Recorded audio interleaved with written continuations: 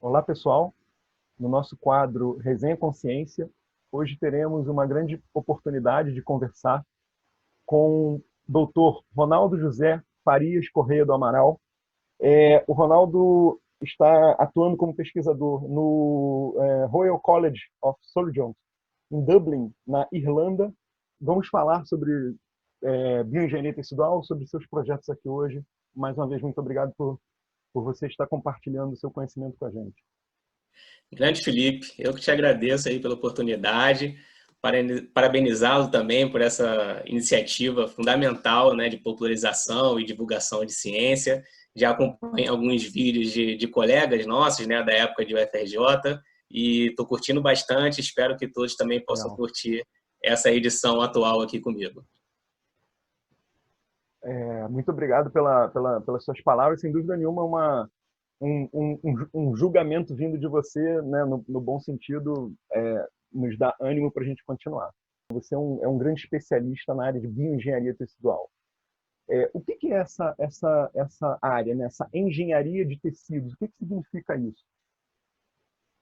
Tá certo. Então, a engenharia de tecidos, né, ou bioengenharia tecidual, ou bioengenharia, as pessoas podem escutar dessas três formas distintas, ela é baseada num campo maior que é a medicina regenerativa, né, que busca justamente regenerar órgãos e tecidos que tenham sido lesionados, né?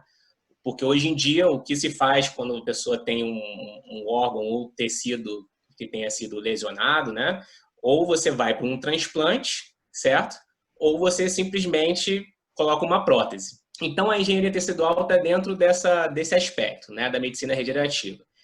E aí ela vai buscar um tripé, a gente chama, né, que são células, né? Todo mundo sabe que nosso corpo é cheio de células, são formados por células, um biomaterial ou arcabouço, tá?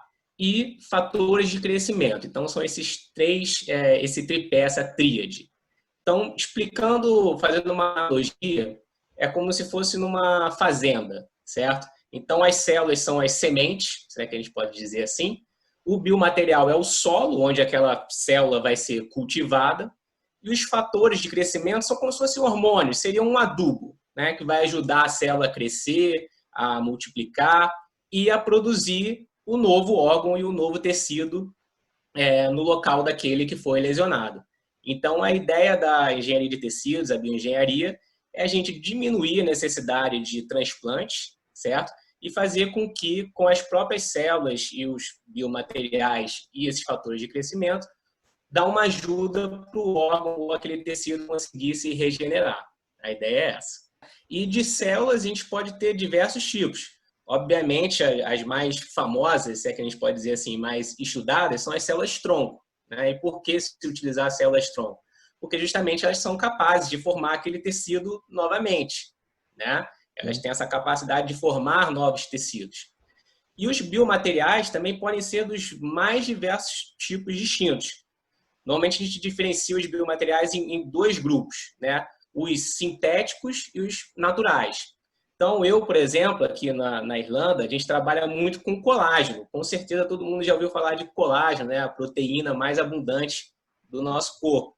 E a gente pode usar o colágeno na forma de um biomaterial, como se fosse uma esponja, uma pequena esponja, e ali cultivar células e os fatores de crescimento que vão utilizar ela fazer um novo tecido, né? Por exemplo, esse biomaterial de colágeno que a gente trabalha aqui, ele é utilizado, por exemplo, para regeneração de pele, para regeneração de osso, inclusive clinicamente, né? Já é utilizado na prática, não é uma coisa só de pesquisa de futuro, não. Ele é utilizado na prática.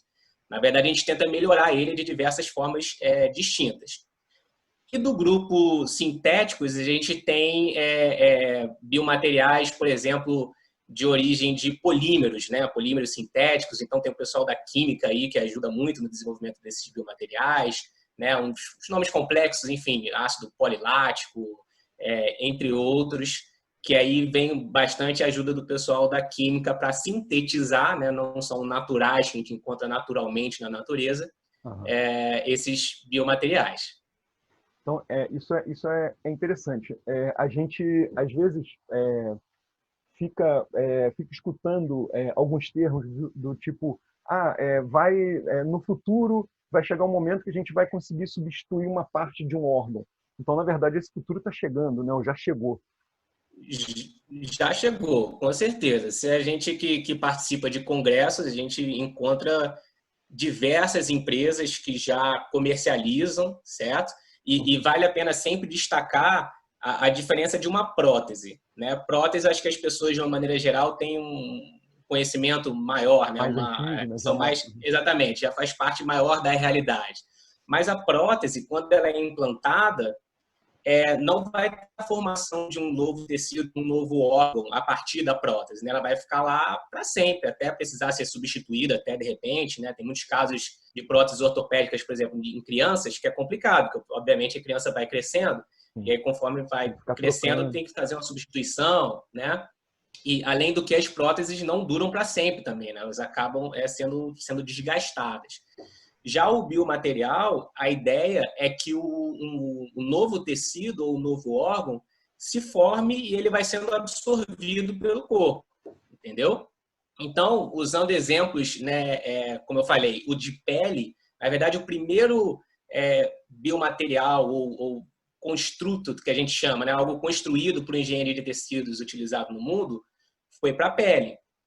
E existem hoje dezenas de produtos que são comercializados como biomateriais mesmos, né, para a pele. Seja baseado de colágeno, seja baseado, inclusive, de derme de outros animais, como de porco, que aí retira-se a célula para não ter nenhum problema, né, de reação imunológica. E, enfim, você pode associar as células, como eu comentei. No campo ortopédico também é bem comum, existem biomateriais para menisco, para osso, para cartilagem.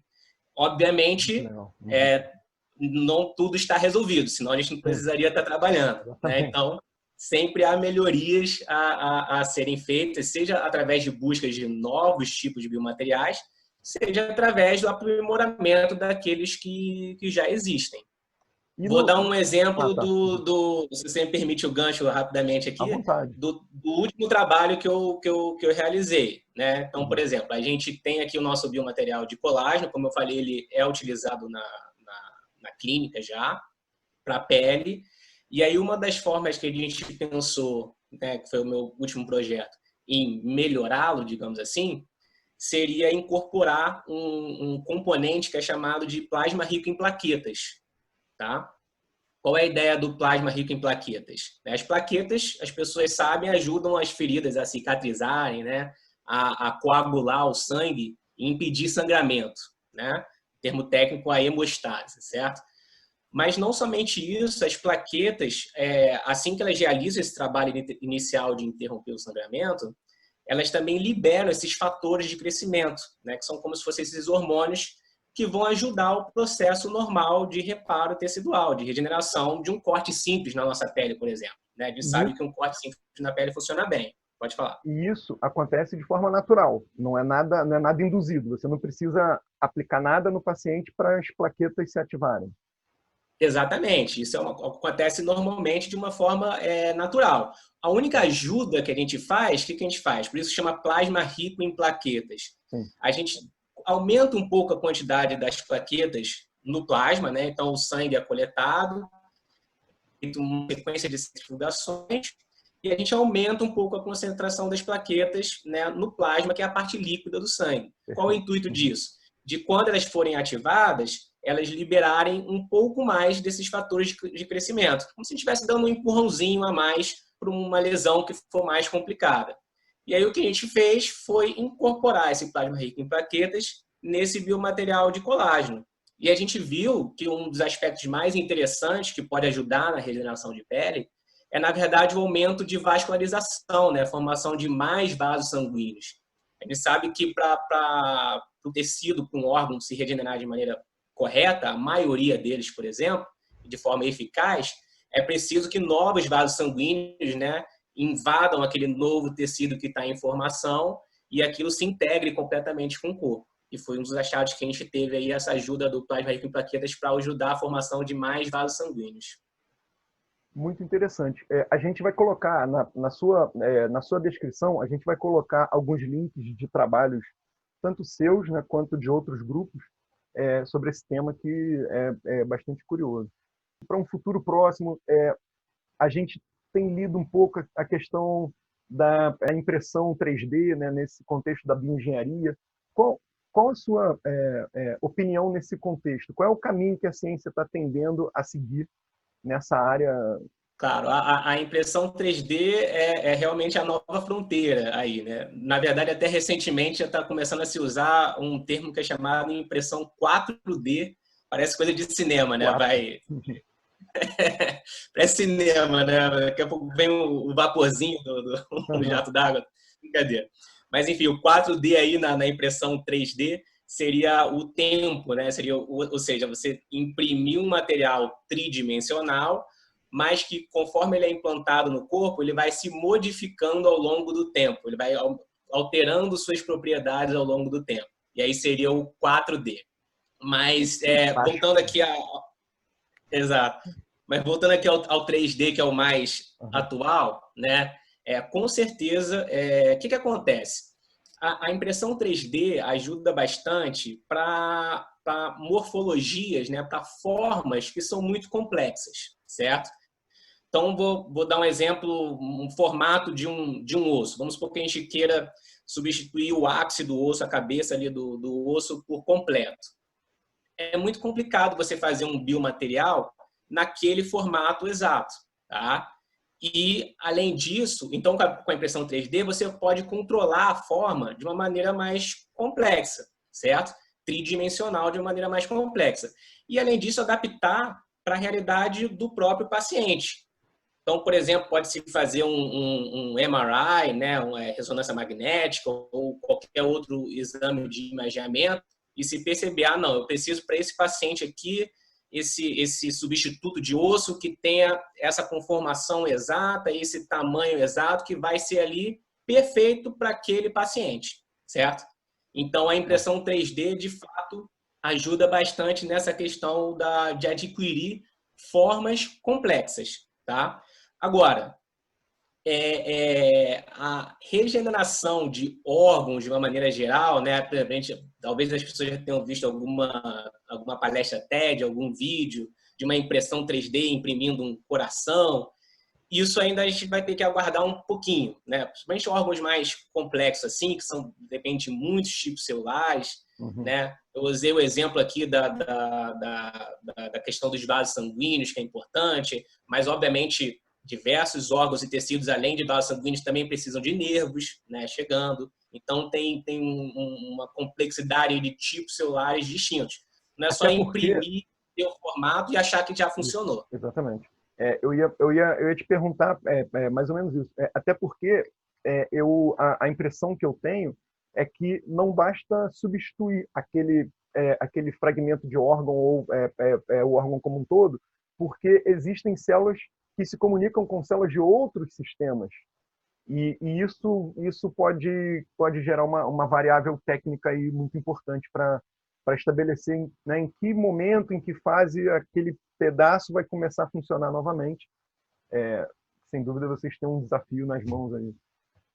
Exatamente. Então, tem todas essas complexidades. E assim, a impressão em 3D, novamente, ela tem essa coisa interessante de formatos distintos, formatos difíceis, né, de se alcançar, mas ela não é a única técnica, certo? Uhum. Você tem, por exemplo, uma técnica que já foi muito bem, bastante usada, que é que a gente chama de descelularização, que é você pegar um órgão, seja de um doador ou de um animal até, e retirar as células e ficar só com o solo, só com o arcabouço. E um pouquinho mais além, além dessa questão de você induzir a regeneração de um órgão, de um tecido que foi perdido, a engenharia de tecidos, seja por impressão 3D, seja por diversas técnicas que venham a surgir, ela pode ajudar muito também como modelo in vitro, né? O que quer dizer isso, modelo in vitro?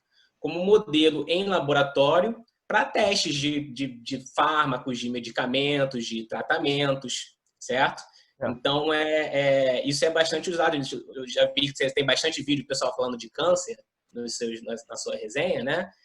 Existe toda uma linha de mimetizar, ou seja, de imitar um câncer tridimensionalmente usando a engenharia tecidual, usando o biomaterial, usando célula de câncer, usando fatores de crescimento, e aquilo ser um modelo melhor para se estudar fármacos. Você pode direcionar, né? É diferente de fazer Exatamente. teste com os animais, por exemplo, onde você vai ter um efeito secundário e, né, às vezes não muito Exatamente. desejado. Uhum. Sim, Uma coisa no exatamente. campo do câncer é bem comum, já foi observado isso para diversas drogas, né, diversos medicamentos, terapias que se observa, é o seguinte: normalmente, quando a gente cultiva células no laboratório, a gente cultiva numa monocamada, né, 2D, né, Bidimensional. bidimensional. Isso aí. Aí você vai, testa uma droga nova, um novo candidato à terapia contra o câncer, e aí ela funciona show de bola, mata tudo quanto é célula. Aí você vai aumentando a complexidade, você vai testar isso no animal, aí já não Não funciona acontece mais. mais. Isso Depois, é se muito for para o comum. ser humano, menos ainda. Uhum. E aí, o tridimensional já foi visto que algumas drogas, numa concentração, numa quantidade pré-determinada, funciona bidimensionalmente. Quando ela é testada em 3D, ela já não funciona. Uhum. Doutor Ronaldo, infelizmente o nosso tempo é muito curto, o assunto é muito interessante, muito importante para a sociedade. Eu fico com a impressão, e tomara que você me diga sim, que a gente vai voltar em breve no nosso canal aqui para conversar sobre outros temas ou até aprofundar mais os seus projetos de pesquisa. Aí, sem dúvida nenhuma, são muito interessantes, muito importantes. Muito obrigado mais uma vez por você se disponibilizar para essa conversa.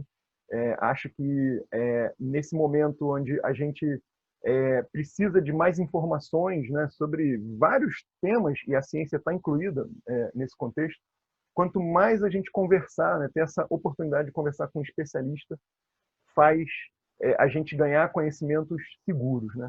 Então, muito obrigado, doutor Ronaldo, foi muito bom te encontrar, embora distante, você na Irlanda e eu no Brasil, mas essa distância ela se reduz aqui nessa conversa muito, muito interessante no meu ponto de vista. Mais uma Eu que vez, muito obrigado, agradeço. Ronaldo. Eu que agradeço e a gente fica para uma próxima aí. Eu entendo que o tempo é curto, mas é bom que fica com gostinho de quero mais. E ficou. A gente, como eu falei, vai disponibilizar esses artigos aí, mas a gente tem outras coisas científicas para a gente debater. Até Com breve. certeza. Até uma próxima.